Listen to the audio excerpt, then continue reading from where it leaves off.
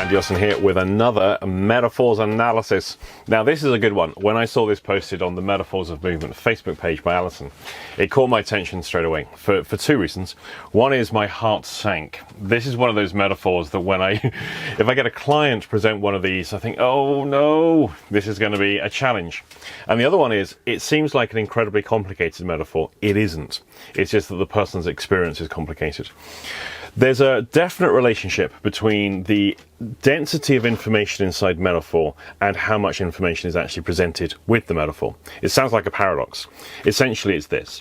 When you have a metaphor such as the one I'm about to describe that is packed with detail, actually there's not a lot going on in there. When you have very, very simple metaphors like, I'm in an ocean and it's ocean as far as the eye can see in all directions, and there's no other feature, that's actually an incredibly information dense experience. In fact, I'll go as far as to say two of the most information dense metaphors I've seen will be I'm in the middle of a desert, so there's nothing but desert in all directions. I'm in the middle of an ocean with nothing but ocean in all directions. So classic immersion type metaphors, or even I can add in they're in total darkness. So there's nothing, they can't tell you anything, they're just in darkness. These are the most information dense metaphors you can work with. So don't get fooled by the apparent complexities that people report. Now, I don't know this person and I don't know what this situation is about, so I can't really tell you exactly how I would fix the situation the problem is presenting or what I would do. I just want to go through some of the considerations that I have when presented with something like this. Let me read you the description here. Okay, so in a room, not outside. Sitting on a chair with soft cushions. Sitting straight up with back against chair. Rib cage is metal. The sternum is the heaviest part. Bones are like heavy metal.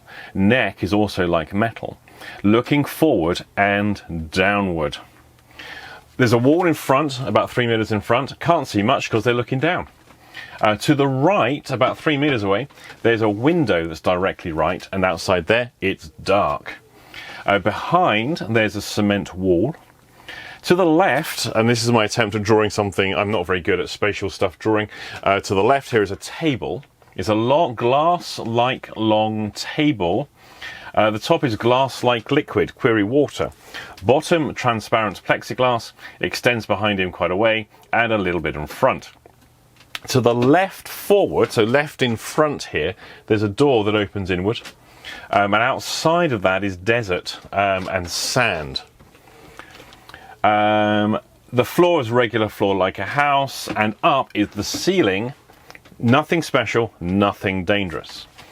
So, other notes. The room is comfortable and secure. Whatever. Okay, so wall in front, wall behind. A weird table to the left. Hard to understand what's left here. There's a door left in front that's open out to a desert. To the right, there's a window. Outside the window is darkness. First thing I notice, they tell you there's a window to the right. They don't mention the wall. They mention a wall here, mention a wall here. They mention a door left and a window right, but they haven't mentioned a wall left and a wall right. So I tend to pay a lot of attention to what is it the client does not say as much as what is it they do say. Now, for those that have done the training, you'll immediately recognize walls are primary negative injunctives. They're obstruction metaphor. They are rules with a consequence. They can mention the rules that are in front and they can mention the rules behind. They haven't told you the rules that are left for them or the rules of the right. They've only told you about the openings all the way through them. They're more interested in finding a way through the rule than they are paying attention to the rule itself.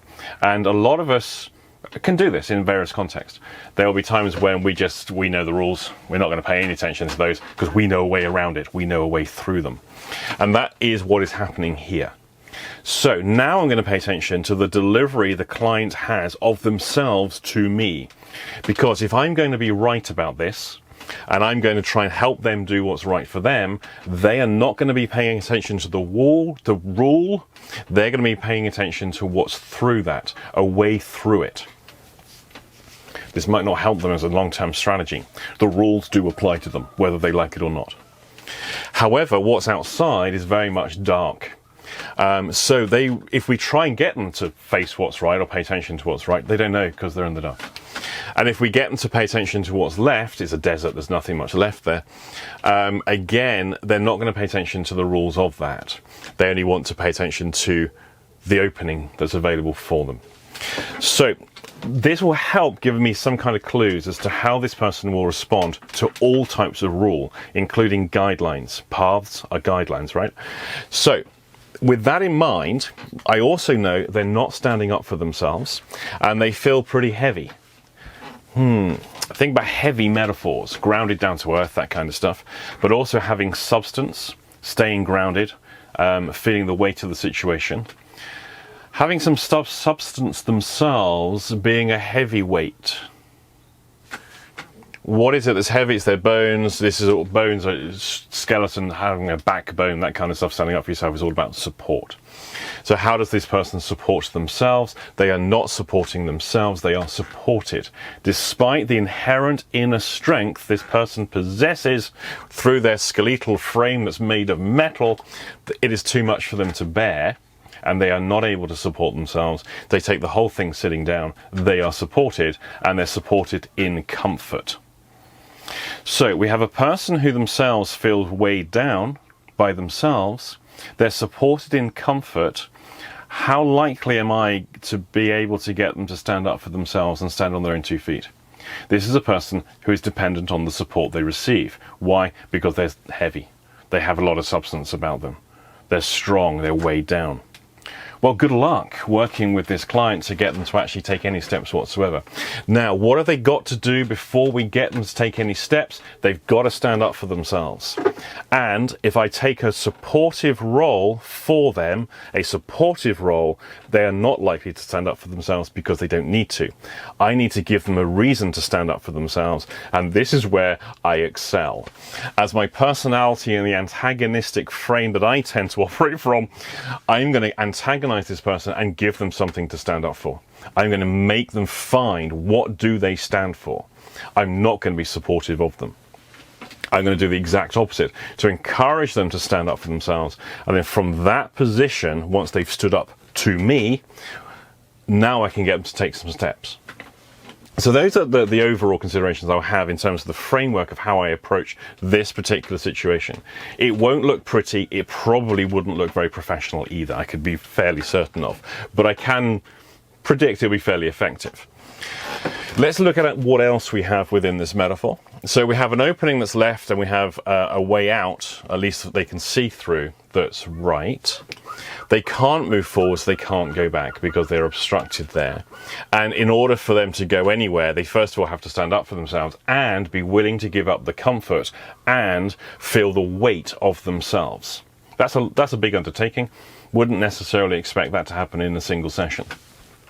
The table that is left for them, I have absolutely no idea. That is so bizarre. There is something going on there. I will frame that back to them that I don't understand what's left for them. We talk about tabling a notion, tabling a motion, tabling an idea, putting your cards on the table, laying everything out there on the table for all to see. A table made of some kind of liquidy type stuff isn't a table you could do that on.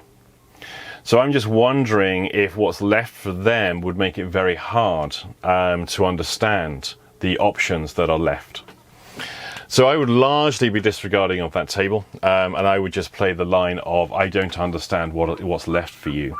I know you can't really see what's right, and you're very much in the dark about that, but let's see if we can shine some light on it. That kind of thing. We'll go there. Of course, I'm also going to go from the position that because there's darkness in the metaphor, this person has a Hertz bias, so they're going to be very, very sensitive indeed. They're going to have high levels of empathy, all the stuff that accompanies the Hertz bias. And I'm going to insult them a little bit by suggesting they're not bright enough to know what's right, because they're not shining a light. They're not the source of illumination. They're not enlightened. They're in the dark, and they rely on an external source of illumination, which they haven't referenced here. However, up above them, the ceiling. Interesting description. Above, nothing dangerous. Actually, the exact words were, if we just go back here, It's a ceiling. It's nothing special, nothing dangerous. Okay, so that's what it's not. You haven't told us what it is. Really nice use of negation there. So I would want more information about what is up here. So what's up with you right now?